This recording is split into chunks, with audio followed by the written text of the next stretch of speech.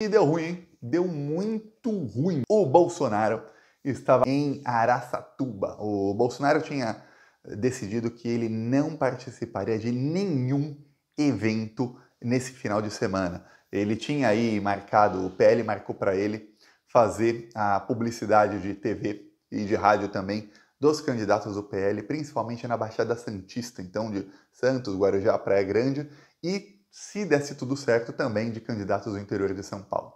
O Bolsonaro em Brasília, na sede do PL de Brasília, teve uma crise de fúria, brigou com todo mundo, ficou bravo lá por conta da revelação de que o Ramagem, amigo dele, amigo da família Bolsonaro, fez uma gravação e ali tem um áudio de mais de 1 hora com a Polícia Federal. O que mais abalou o Bolsonaro foi que, numa conversa aí com o Ramagem, não se sabe ainda se foi o Bolsonaro com o Ramagem ou se foram aliados do Bolsonaro com o Ramagem, ou quem conversou com ele, mas perguntaram, peraí, tem uma gravação ou tem mais? E o Ramagem disse que não se lembra.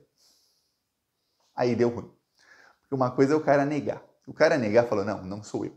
Porque aí se aparece uma gravação depois, comprova que ele estava mentindo. Agora, o cara falar não lembro, ele tá já plantando terreno aí para que lá na frente, quando apareçam gravações, ele diz, eu não neguei, não tô mentindo, eu disse que eu não lembrava. Isso apavorou muito o Bolsonaro. Porém, o governador de São Paulo, fascista, mascote da Rede Globo, Tarcísio de Freitas, que já tem o seu gabinete do ódio, que é o Estadão, Rede Globo, Folha, aqueles jornalistas que me atacaram, Tássio Lohan, tem o Bernardo Melo do O Globo, esses fazem parte do gabinete do ódio do Tarcísio. Não sabemos quanto eles ganham, mas eles fazem parte do gabinete do ódio do Tarcísio e do Campos Neto.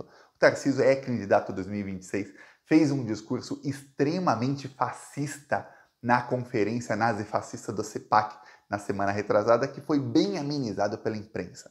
Pois bem, o Tarcísio ligou para o Bolsonaro e falou, Bolsonaro, vem para Araçatuba que aqui está tendo um evento aqui do agro e nesse evento você não precisa falar se você não quiser, ninguém vai fazer pergunta para você, ninguém vai te encher o saco e aqui vai ter uma claque muito grande porque como é um evento do agro sempre tem centenas de pessoas e aí dá para você fazer o seu data-povo que você gosta tanto.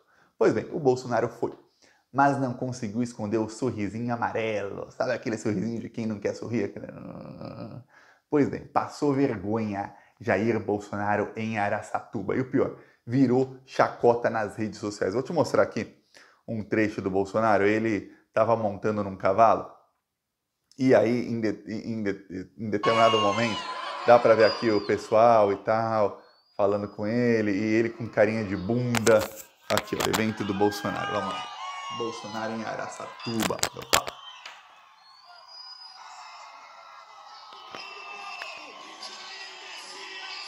Aí você vê que chamam ele, vai Messias Bolsonaro e tal, e você vê o quê?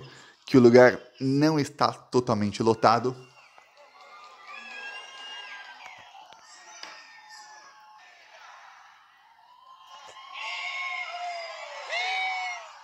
E para piorar, ainda é um lugar pequeno. E o Bolsonaro aparece lá ao lado do Tarcísio, aí vem umas crianças junto com eles, tudo parte da claque ali do Tarcísio, e o Bolsonaro aparece. Só que o que mais rendeu ali no bolsonarismo foi o fato de quando ele apareceu, na hora que estavam... Vou até te diminuir um pouco o volume aqui, porque realmente os rapazes gritam aqui demais. Ele tava com uma cara de bunda, vamos lá, que é a cara de bundinha do Bolsonaro. Ele até faz assim, tá ruim, tá ruim, tá ruim. O capitão, Jair Messias Bolsonaro! Tentando rir, cabisbaixo, no cavalo ali. Acompanhado da presidente Mônica Ribeiro. Acompanhado do secretário Guilherme Piai. Olha a carinha de bunda dele, a carinha de bunda dele. Quando ninguém tá olhando, a carinha de bunda dele assim, no cavalo. Pois bem, esse aí foi Bolsonaro em Araçatuba. Teve um momento que ele fez assim, ó, que todo mundo começou a fazer chacota com ele nas redes sociais, porque pô, parece que você não tá muito feliz aí, não. Você tá num lugar, mesmo que tem centenas de pessoas ali te apoiando, você devia estar feliz, né? Não são milhares, mas são algumas centenas. não estava muito feliz ali o Bolsonaro. Por quê? Porque na cabeça do Bolsonaro o que se passa é o seguinte: as revelações de ontem, sábado, mostram que o Ramagem pode ter feito outras gravações e a Polícia Federal está fazendo aí um pente fino nos computadores do Ramagem, buscando novas gravações, porque já tem uma gravação de mais de 1 hora que estava no computador do Ramagem. O Ramagem diz: olha, eu não lembro de ter feito essa gravação, não lembra, pô, mas não é do meu feitio gravar pessoas. Saiu uma matéria na mídia dizendo que, olha, talvez não tenha sido Ramagem, talvez tenha sido algum assessor da Ramagem que estava ali na reunião em que cometeram um crime e que gravou. O problema é o seguinte: uns tentam amenizar e dizer, ó, Bolsonaro, não foi uma traição. Se não tivesse sido Ramagem, você não tem como saber ainda. Então não é traição, porque, pô, aí não foi ele, foi um assessor. O problema é o seguinte: então por que a gravação estava no computador do Ramagem? E por que o Ramagem nunca falou pro Bolsonaro que tinha uma gravação? E por que depois de tantas operações da Polícia Federal, de busca e apreensão, prisões no âmbito dessa investigação, nas últimas semanas, quem acompanha o Plantão Brasil está sabendo, mas qualquer pessoa que acompanha a imprensa também está sabendo que já a Polícia Federal já está vazando que essa investigação está para acabar em agosto no máximo. Por que o Ramagem manteve aquela gravação no seu computador? Pior, a primeira operação no âmbito aí da investigação da BIM paralela foi em outubro do ano passado. Prendeu o número 2 e o número 3 da BIM escolhidos pelo Ramagem. E já jogou suspeitas sobre a BIM do Lula. Por quê? Porque no governo Lula, o governo Lula manteve esses bandidos bolsonaristas. O governo Lula fracassou miseravelmente em fazer um pente fino contra esses bandidos bolsominions nazistas, nazifascistas, e manteve vários no governo. Então o Lula deveria fazer uma limpa na cúpula da BIM e no GSI. Chegou a fazer uma limpa no GSI no começo, mas não foi o suficiente, pelo que tudo indica. Pois bem, depois daquela operação de outubro, o Ramagem teve outubro, novembro, dezembro, janeiro e fevereiro. Só em fevereiro, 5 meses depois, é que a Polícia Federal bateu na porta do Ramagem. Aliás, arrombou a porta da casa do Ramagem. Por que em 5 meses ele não tirou essa gravação do computador dele? Pior, por que ele deixou o computador dele com todas as provas? Porque, pensa bem, se tinha essa gravação lá, o que mais não tinha no computador do Ramagem que ainda não foi tornado público? Esse é o problema, que é o que está apavorando todo mundo. Porque eu não sei, e você não sabe, quais crimes Jair Bolsonaro cometeu, mas ele sabe. E ele sabe quais crimes ele cometeu ao lado do Ramagem. Ele sabe melhor do que qualquer outra pessoa no mundo. É isso o que está inculcando aí o Bolsonaro. Pô, peraí. Ferrou. Cometi crimes aí, e se tiver mais provas de outros crimes? Quem é plantonista e assiste todos os vídeos vai lembrar que eu falei, olha, não faz nem uma semana eu falei, ó, prepara, porque há crimes dessa quadrilha que a gente não sabe e que a gente acha que já sabe quase tudo e que nem sequer vieram à tona e que a gente nem imagina. Aí chegou essa bomba na quinta-feira e a gente ficou sabendo de muito mais coisas que a gente nem sequer imaginava. Quem imaginava que teria um áudio de uma reunião em que eles cometeram crime? Ninguém imaginava. Agora, há outros crimes que a gente também nem imagina. Uma quadrilha que cometeu muitos crimes.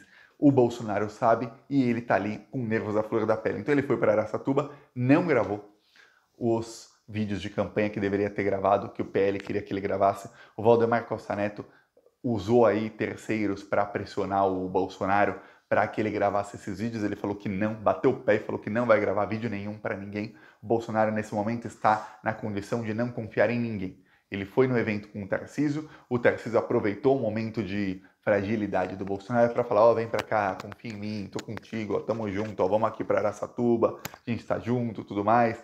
O Bolsonaro foi e tal, mas não vai gravar vídeo para ninguém, até pelo menos que ele se sinta um pouquinho mais confortável. O Valdemar Costa Neto também acionou essa semana o Michel Temer, outro dos maiores bandidos que já nasceram em solo brasileiro. Ó, já nasceu muito bandido no território brasileiro. Michel Temer é um dos maiores deles. O Valdemar acionou Michel Temer para ver se o Temer consegue interceder junto ao Alexandre de Moraes para que o Alexandre permita que o Valdemar Costa Neto e o Bolsonaro voltem a se falar. Por quê? Porque o Valdemar e o Bolsonaro não podem se falar diretamente. Eles só podem se falar por meio de terceiros ou quartos. Terceiro seria Valdemar, pessoa número 1, quer falar com Bolsonaro, pessoa número 2. E um terceiro aqui é quem faz a ligação. O problema é que eles também estão proibidos de se falar via terceiros. E aí, qualquer que seja o terceiro, fica com medo. Pô, vou fazer a ponte entre um e outro. E se amanhã a Polícia Federal bate na minha porta e eu me ferro? Então tá difícil a comunicação entre eles. Obviamente, estamos falando de uma quadrilha. Eu não nasci ontem, nem você. A gente sabe que eles estão se falando por meio de terceiros. É óbvio. Porém, fica muito mais difícil do que um simplesmente ligar para o outro. Principalmente quando o Valdemar quer articular com o Bolsonaro e convencer o Bolsonaro de coisas que ele não quer fazer e que ele bate o pé para não fazer. Uma coisa é o Valdemar diretamente falar com o Bolsonaro e dizer faça isso, faça isso. Outra coisa é ele mandar alguém, esse alguém manda o Bolsonaro, e aí o Bolsonaro fala não para esse alguém tem que falar para o Valdemar que era não, e aí o Valdemar argumenta, esse alguém argumenta. Não funciona. Então o Valdemar quer voltar a falar e eu vou te falar. Segundo a imprensa, a chance é 0. O Alexandre de Moraes não vai voltar atrás na decisão, o Valdemar não vai conseguir falar com o Bolsonaro em exatamente um mês, um pouquinho mais de um mês, em um mês e um dia, começa oficialmente a campanha para as prefeituras. O Valdemar Costa Neto tinha um plano de eleger mais de 1.000 prefeitos, o plano inicial era 1.500, tá? Aí agora, nos últimos meses, ele falou 1.000. Aí agora o plano dele é eleger 800 prefeitos.